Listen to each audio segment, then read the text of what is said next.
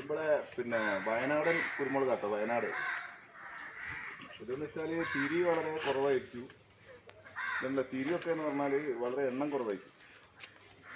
നമുക്ക് ഈ ശരിക്ക് കരിമുണ്ട പിന്നെ കുരുമുളകാണ് ഏറ്റവും നല്ലത് നമ്മുടെ വീട്ടിലെടുക്കാൻ. കാരണം ഇത് അത്യാവശ്യം വലിപ്പം ഉണ്ടാവും, അതുപോലെ തൊഴിഞ്ഞു പോവില്ല.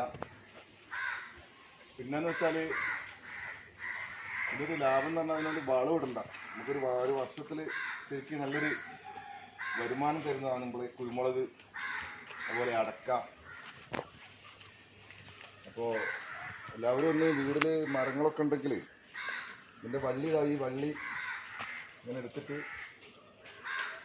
ഇത്ര മതി. ഇങ്ങനെ ഇതെടുത്ത് പിന്നെ ചരിച്ച് ഒരു കഴുങ്ങിൻ്റെ ചുവട്ടിൽ നട്ടാൽ മതി. അപ്പോൾ തന്നെ നമുക്ക് ഒരു 2 വർഷം കൊണ്ട് തന്നെ നമുക്ക് ഒരു വരുമാനം കിട്ടുന്നു എന്തായാലും. അപ്പോൾ ഇത് പറിക്കാന്ന് പറഞ്ഞാൽ കുറച്ച് റിസ്ക്കാണ്. വേണ്ട മുകളിൽ അവിടേക്ക് എത്തണം. അവരത്തേക്കൊന്ന് മുകളിലേക്ക് പോകാം.